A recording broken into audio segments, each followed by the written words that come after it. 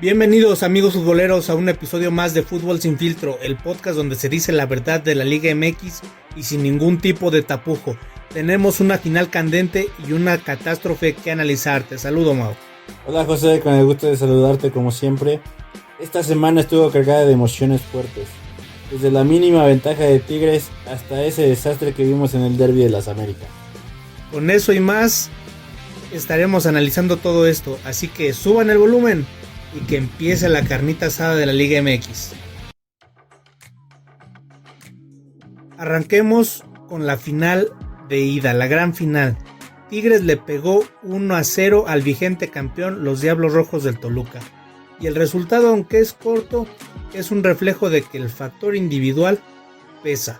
Tenemos que desmenuzar la gran noche que tuvo Gignac, la constante de Ángel Correa que viene bastante motivado, la magia de Bruneta y lo que nunca pensé decir, la explosión de factor Lainez y claro, la muralla Nahuel Guzmán. Y no olvidemos también al Toluca, la luz y la sombra. La dupla brasileña de Paulinho y Elinho es muy peligrosa, lo sabemos, lo sabes bien José. Y Marcel Ruiz sigue creciendo. Pero hay que hablar de un gran error garrafal de Hugo González que costó el partido. También de cómo extrañaron a Alexis Vega, que pues lo hemos analizado, cómo les pesa que no esté este gran jugador en el campo, porque convierte el juego del Toluca en algo muy diferente que pues no gusta, pero lo intentan de todas formas en cómo pueden. ¿Tú crees que podrá Vega jugar y marcar la diferencia en la vuelta? Pues yo creo que el Toluca va a hacer hasta lo imposible porque Vega juegue hasta de infiltrado. Aunque no esté en condiciones para jugar, lo va a hacer porque Toluca lo necesita y porque Toluca no ha cerrado de manera fuerte en esta liguilla. De hecho, de los finalistas, todos han perdido por lo menos un juego en esta fase de liguilla, pero pronunciándonos directamente sobre estos dos, en alguna fase llegaron a perder algún juego. Entonces yo considero que Vega, si está aunque sea para 60 minutos, 50, 40, ayudará mucho para que Paulinho pueda tener balones y de esa manera el Toluca pueda lograr o tener la esperanza de alcanzar el bicampeonato. ¿Tú cómo ves? Pues yo algo que veo, y no sé si tú lo ves de la misma forma, yo creo que lo que está pesando un poquito podría ser más el estadio, más la gente de Toluca, porque es algo que le ha favorecido al Toluca el jugar en su cancha. Entonces yo creo que en el estadio va a pesar la Bombonera, como que los motiva un poquito más a los del Toluca y esa cancha les pesa a los equipos. No sé cómo lo has visto tú. ¿Crees que el estadio estará pesando y favorecerá un poco más al Toluca? Pues en las últimas temporadas la Bombonera ha estado a reventar y es de reconocer el esfuerzo que hace la afición por llenar el estadio cada 15 días. Sí puede ser un factor a considerar. Sin embargo, si en los primeros 20 minutos Toluca no logra hacer el gol del empate, la afición se va a apagar y es donde Tigres se puede empezar a sentir cómodo y con Correa, con Bruneta, con Gignac, factor Lainez, yo creo que el partido está para que Tigres salga desde el minuto 1 a comerse vivo al diablo. Totalmente de acuerdo con lo que mencionas, y también mencionando desde el análisis que estás haciendo, yo creo que hay un factor muy importante en Tigres, que es Correa en el medio campo. Es el pulmón de este equipo. Y luego hablemos un poquito también de la magia de Bruneta, un jugador que está haciendo un poquito diferente, que está marcándolo en el campo. Es un jugador que también busca el área y pues lo estamos viendo, lo hemos visto en la liguilla, lo peligroso que está haciendo, y está justificando obviamente pues el costo de su fichaje. Además que es el cerebro que le faltaba a Tigres para conectar la media cancha con el ataque. Pero es algo interesante, ¿no? Que este jugador está buscando hacer la diferencia y se está también viendo cómo busca los espacios para ser de peligro ante los equipos que se le ponen enfrente. Y algo que a lo mejor no hemos mencionado tanto es el esfuerzo, el sacrificio, cómo carga con el equipo Gignac, que en ocasiones no necesita tener un partidazo, solamente un momento de inspiración para poner balones, para marcar diferencia con un gol. Es un 9 puro de olfato goleador que sabe dónde debe estar y que ha sido un fichaje para Tigres espectacular.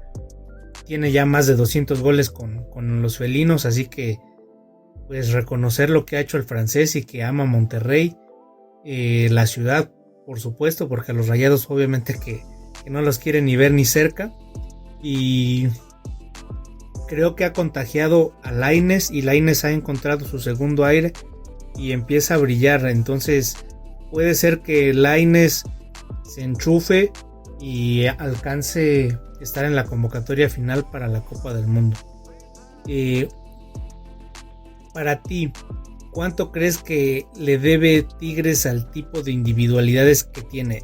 ¿O te parece que es un Tigres que es muy espectacular colectivamente o depende mucho de las individualidades? Yo creo que más es el factor de la estrategia que tiene el técnico. Pero es un juego que ya hemos visto demasiado. Yo creo que tiene la escuela de Tuca Ferretti, de que el Tigres está echado atrás. Obviamente tienen jugadores desequilibrantes, como Correa y Gignac también, que obviamente buscan esa parte de llegar a lo más importante del deporte, que es el gol. Igual Bruneta, que es un jugador explosivo. Yo creo que sí le debe en cierta parte, pero si te das cuenta en los partidos que hemos visto en esta liguilla, el Tigres empieza desde atrás a construir y a jugar de contragolpe, pero no es un equipo muy ofensivo. Se vio igual contra Cruz Azul. No fue a presentarle toda esa parte deportiva que tiene, simplemente esperó y obtuvo las mejores oportunidades y por eso está en esta fase final. ¿Tú cómo ves desde ese punto? ¿Crees que el Tigres es muy defensivo? ¿Crees que sigue siendo Pizarro de la misma escuela que el Tuca Ferretti? Creo que le aprendió bastante bien al Tuca Ferretti porque era de sus jugadores, vamos a decirlo, consentido, su jugador pilar en la media cancha. Cuando se va a Sevilla, Tigres sí lo empieza a lamentar, pero regresa pronto y es un Guido Pizarro que pues nadie se esperaba verlo tan pronto dirigiendo a Tigres en este caso. Se cuestionó mucho la salida de Paunovic, pero creo que hasta ahorita lo ha hecho bien. Y pues ojalá que sea un Tigres que salga a jugar porque tienen una gran plantilla y tienen todo para dominar inclusive el juego, silenciar la bombonera y salir con el título. Y pues más allá de Guido Pizarro, de la estrategia, etcétera, para mí un factor determinante es Nahuel Guzmán, que si bien es cierto es una granada por momentos, cuando se dedica a jugar y no comete las famosas nahueladas, es un arquero que de verdad impone. La tajada que hizo en este partido de ida para mantener el 0 fue bastante clave. El 1-0 sí da la ventaja, pero ese 0 que logró Tigres con Nahuel Guzmán, sin duda que le da tranquilidad para llegar con todo al Nemesio 10 y, ¿por qué no?, dar la sorpresa y coronarse en el Estadio de los Diablos. Aquí pues la contraparte, con base en lo que mencionas de Nahuel Guzmán, la contraparte por parte del Toluca es Hugo González, que obviamente tuvo un fallo garrafal en esta final, que obviamente debes estar concentrado si no te llega a pesar y pues termina incluso afectando tu carrera en los demás partidos que se vengan en otras temporadas, porque siempre te va a marcar ese detalle. Esto le mete más presión a él y sobre todo a la misma defensa del Toluca, que es innecesaria, porque obviamente si el portero no se siente confiado en sus habilidades en ese momento, pues va a generar una serie de conflictos atrás y sobre todo se espera obviamente un Tigres igual, que va a esperar al Toluca para que llegue, y en una descolgada Bruneta puede marcar ahí diferencia. Y obviamente si Hugo González no está en sus 5 sentidos, pues va a terminar también afectando al cuadro rojo.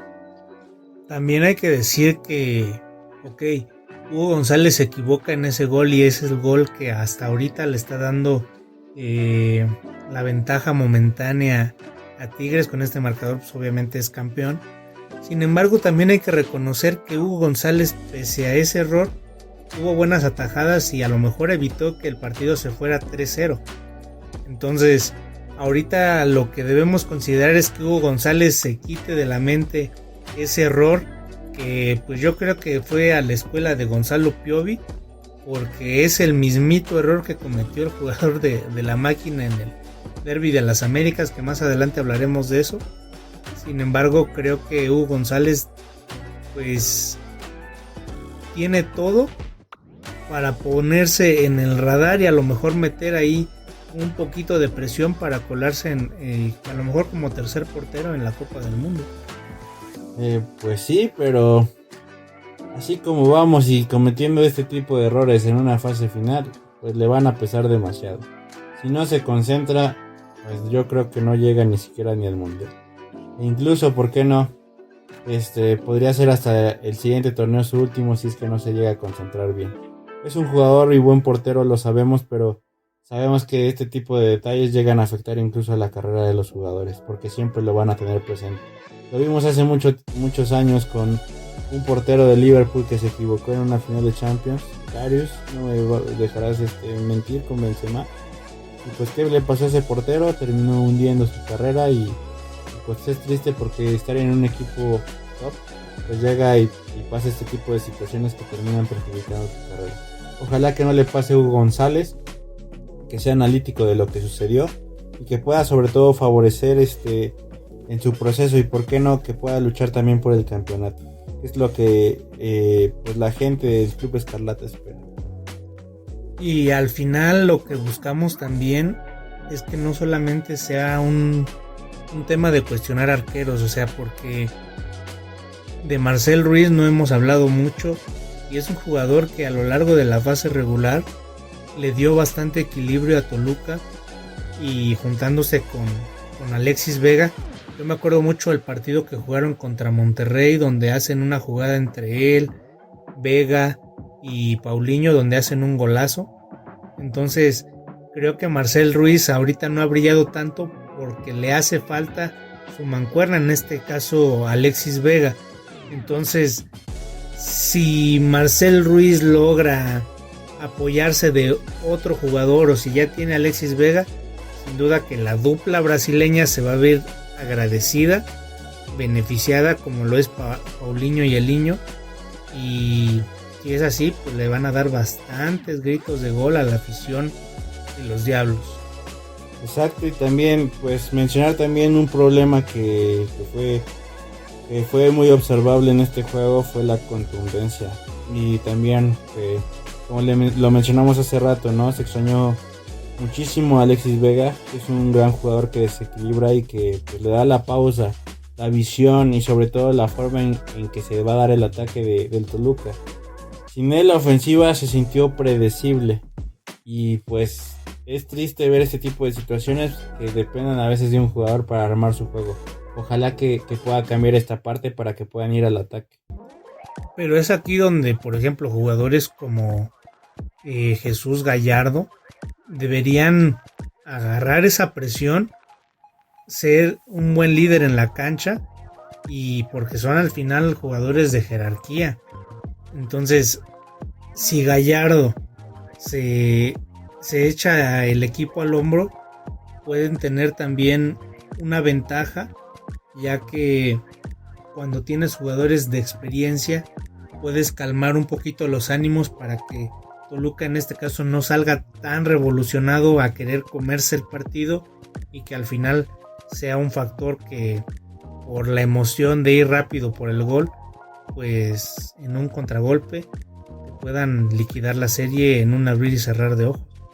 Exactamente, y yo te pregunto aquí, José, ¿a quién pones de favorito en esta final? Por lo visto, me parece que Tigres, dominando su sistema, sale ligeramente como favorito para la vuelta. Sin embargo, pues Toluca está en casa, entonces yo lo pondría 55 Tigres, 45 Toluca, y creo que al final logra quedarse con el campeonato el equipo de Tigres. ¿Tú cómo ves? Yo considero que Toluca sale como favoritos, yo siento que es el campeón, y sobre todo que la cancha de la Bombonera le va a pesar muchísimo al Tigres, porque es un equipo que llegando a Ciudad de México o a Toluca son canchas que le cuestan, pero ojalá que veamos un juegazo muy dinámico que permita ver también a la afición contenta, emocionada con sus equipos, y también que nos permita tener ese análisis rico que también queremos. No solo en llegar, ¿saben qué? Se equivocaron en esto, también encontrar la parte divertida de esto, sobre todo las emociones que tuvieron los jugadores y sobre todo disfrutar también, porque es algo que queremos todos. Pero ahora bien, ¿qué te parece si cambiamos un poquito de tema para entrar en una zona de desastre? ¿De qué crees que estaremos hablando, José? Pues de qué más va a ser, del fracaso rotundo de Cruz Azul en el Derbi de las Américas. Una máquina que se descompuso, que ya no arranca, que quién sabe por qué se les olvidó jugar al fútbol. Entonces, pues es algo que llama la atención y creo que al Arcamón le quedó grandísima la plantilla. Exactamente, el Flamengo hizo lo mínimo para ganar, demostró poco juego y pues al final se terminó llevando lo que más importa, el resultado. Si no tienen contundencia, ¿de qué sirve que juegues bonito, de que tengas la posesión y al final no estás logrando lo que se espera? Y Larcamón es el máximo responsable de esto, a pesar del error que tuvo Piovi, pero también desde la eliminatoria contra Tigres, el hecho de no llevar a gente preparada a ese partido, mentalmente pues fue un desenfoque total. Incluso yo considero que él ni siquiera estaba enfocado. Y por lo que hizo Vicente Sánchez de ganar la Conca Champions, este técnico de Larcamón debería ser despedido ahorita porque no ganó nada, solo fue a dar vergüenzas para la institución cementera. Y es que yo no me explico cómo un jugador como Gonzalo Piovi, aunque bueno, ya nos había dado señales de que podía pasar eso, porque recordarás cuando debutó contra Pachuca, tuvo un error similar, lo cual le costó a Cruz Azul la derrota, y recordarás que toda la afición se le fue encima a Martín Anselmi. Yo lo que te pregunto a ti es, ¿qué pasa con Piovi? Desde que firmó la renovación, parece otro jugador, un central de verdad que no puede cometer este tipo de errores. ¿Crees que se sintió ya cómodo con ese nuevo contrato o crees que está enojado porque no lo dejaron salir al Inter de Miami? Yo lo que considero es que está haciendo ahora todo lo posible por bajar su precio para que ahora sí lo puedan contratar. Es un jugador, sí, bueno, pero obviamente después de lo que pasó con la renovación, pues ahora está dando a entender que iba por otro lado para que baje su precio y ahora no tenga ni el modo de cómo negociar una cifra más alta del Cruz Azul. Entonces, si no lo ven o no lo analizan realmente los directivos, pues se les va a ir este jugador de esa forma. Entonces yo lo que considero sería, por una parte, también castigarlo un poquito, también mandarlo a las inferiores, para que también analice ese tipo de juego. Es un jugador que obviamente se ganó un poquito el respeto de la afición, pero pues con estas actitudes, pues yo lo que considero es que cada vez deja más dudas en el juego. Y por otra parte, hablemos de los jugadores que desde que estaba terminando la fase regular se buscan. ¿Dónde estuvo Paradela, por ejemplo? Paradela poco y nada en ese partido. Rotondi 2 o 3 chispazos, nada espectacular. Lo único que a lo mejor le puedo reconocer es la garra y esfuerzo al Toro Fernández. Sin embargo, si no hay nadie quien lo asista, si no hay nadie quien le surta de balones, ¿por qué a Bogus termina metiéndolo hasta el minuto 70 y algo? Creo que ya era demasiado tarde y pues la verdad es que es triste que un equipo con esa inversión que tiene esa plantilla de la máquina no tenga la capacidad para sacar un partido adelante. Por lo visto Flamengo pues salió hasta con flojera y con muy poquito venció a la máquina. Para ti, ¿quién sería el único jugador o los jugadores que se salvan de esta lamentable presentación de la máquina en Qatar? Yo considero que el único que se salva, solo coloco a uno, es Jorge Sánchez. hizo un buen partido, algo que ya no se le había visto ni en liguilla, incluso hasta sorprendió, no sé que haya sido de la misma forma para la afición, de que ahora haya empezado como titular. Entonces hizo un gran partido decente, y metió un golazo, la verdad, un golazo que pues no se le había visto la forma en cómo le pegara a Jorge Sánchez, pero viendo ese gol la verdad sí marcó una gran diferencia. Y pues lo triste, ¿no? Lo triste para el Cruz Azul es que no pudo pues cerrar esta victoria. Terminó pues más en esta derrota que deja más dudas sobre el proceso que se va a llevar.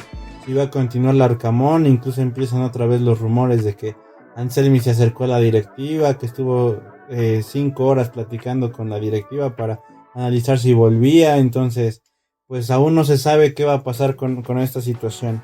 Pero obviamente hablemos también un poquito de los jugadores brasileños que pasaron por encima, y eso entre comillas, a los del cuadro cementero. Jorginho y de Arrascaeta mostraron su calidad, que no necesitan mucho para generar tantito, llegar y hacer un gol. Si les dejas una, te van a marcar y te van a terminar fulminando. Y fue lo que pasó con de Arrascaeta.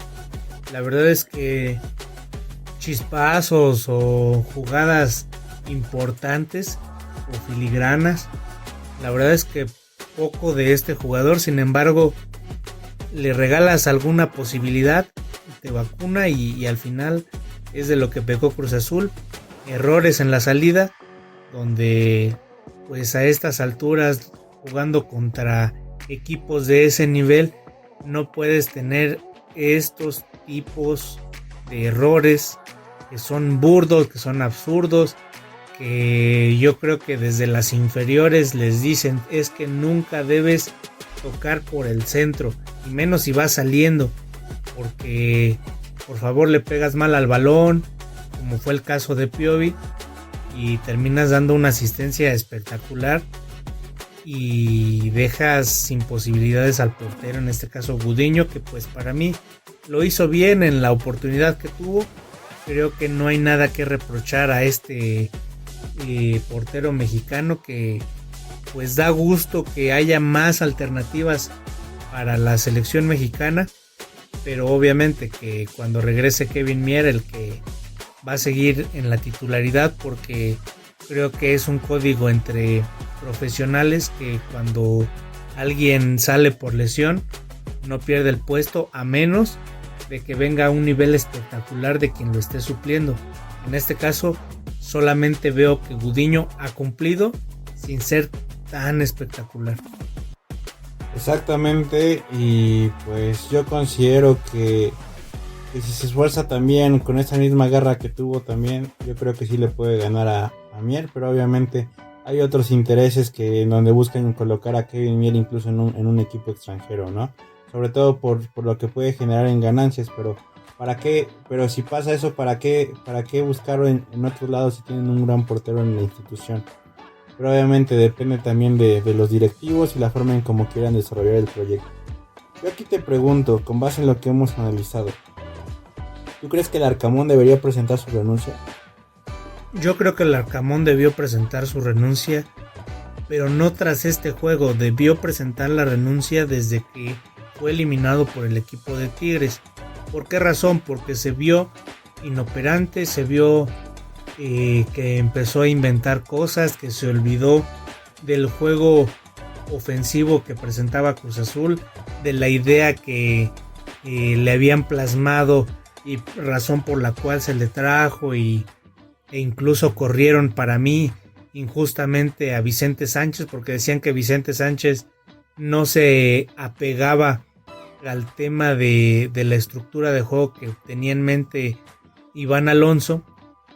Sin embargo, Vicente Sánchez logró levantar la Conca Champions, y yo creo que si hubieran mantenido a Vicente Sánchez teniendo un poquito de pretemporada, habría logrado plasmar una idea de juego distinta a lo que ya había manejado y llevar a Cruz Azul a la gloria. Para mí, Larcamón, por humildad, debería presentar su renuncia. Es otra cosa que se la acepten, pero sí debe presentar su renuncia, porque no solamente es la eliminación con Tigres, la eliminación contra Flamengo, la eliminación que tuvieron en Leagues Cup con Seattle Sounders, ese 7-0 es algo imperdonable y que desde ahí debieron cortar este proceso, porque no es posible que tengas a un técnico tan mediocre que no sea capaz de ajustar para evitar un tipo de goleada en una institución como Cruz Azul. Exactamente, y pues también yo ahorita lo que veo es que Iván Alonso debería pedirle una disculpa a Vicente Sánchez, porque con menos hizo más. Incluso llegando Vicente Sánchez al área de técnica, pues Cancemi le dejó quién sabe cómo estructurado.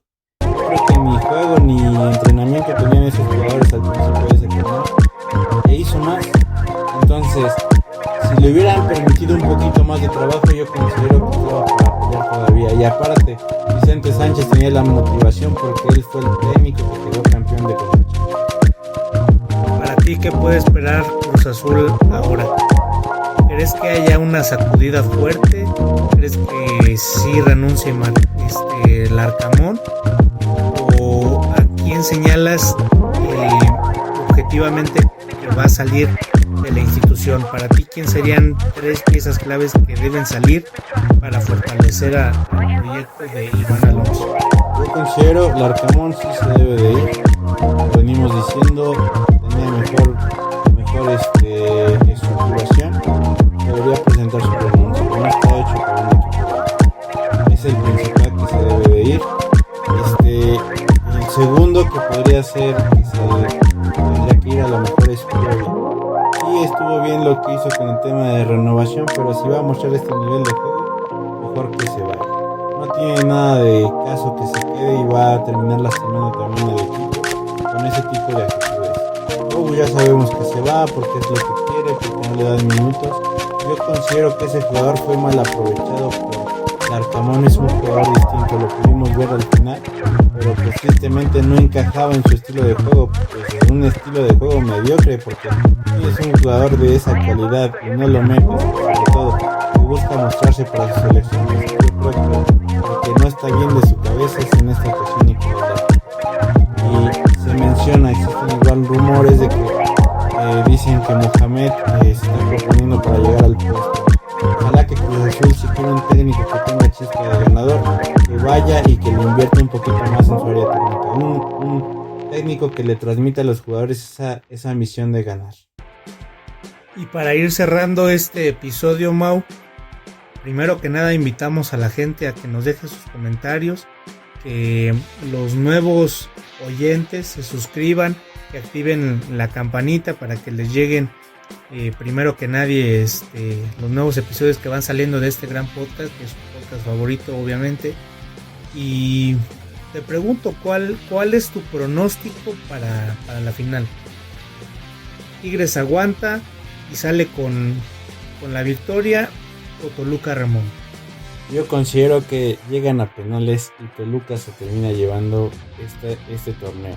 Yo considero que así va a ser, por lo que he visto, y pues esperemos que sea también un gran duelo. ¿Tú cómo lo ves? ¿Cómo piensas? ¿Cuál es tu pronóstico? Para mí el partido se va a resolver en 90 minutos. Va a ser un Toluca que va a salir agresivo, pero Tigres los va a dominar, y en un contragolpe, ya sea Bruneta, Correa o Gignac, los van a acabar liquidando. Y Mau, pues así cerramos este episodio. Que sea una gran final, que cerremos el torneo de la mejor manera, que el espectáculo esté garantizado y que ambas aficiones queden satisfechas por un gran espectáculo en el estadio Nemesio 10. Exactamente, sobre todo que se busque eso y ojalá que tengamos un gran juego mañana. No se pierdan ese gran duelo, obviamente no por nuestros canales porque no lo vamos a transmitir, pero obviamente nos vamos a estar saludando por aquí en este gran podcast, así que analícenlo para que preparen sus comentarios, los dejen aquí para armar un debate todavía mejor. Y si alguno se quiere, no sé por qué, por alguna razón preguntar e incluso analizar con nosotros, pues sea bienvenido, ponga su comentario y aquí lo vamos a recibir con gusto para analizar todavía más esto bonito que es llamado el fútbol. Pues nos vemos la próxima semana para el análisis del campeón de la Liga MX. El domingo será, como dice Alfonso Lanzagorta, la última llamada a misa en el infierno. Esto fue Fútbol Sin Filtro. Hasta la próxima. Hasta la próxima. Adiós.